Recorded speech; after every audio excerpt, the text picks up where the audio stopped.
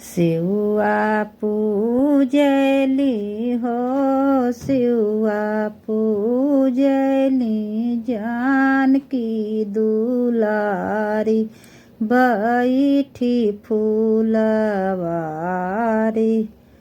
राजा दशरथ ऐसन ससुर जे मांगिला। राजा दशरथ ऐसन ससुर जे मांगिला।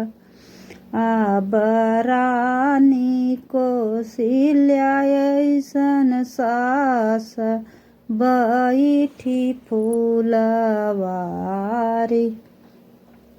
सिउआ पूजली हो सिउआ पूजनी जानकी दुलारी बैठी फूलवारी।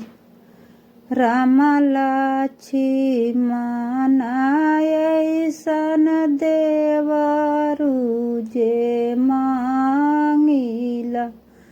राम लक्ष्मण ऐसन देवरु जे मांगिला। अब पुरुष मांगिला भगवान बैठी फूलवारी।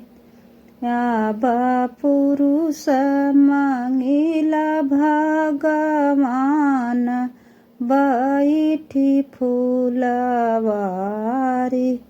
सिउआ पूजली हो सिउआ पूजनी जानकी दुलारी बैठी फूलवारी।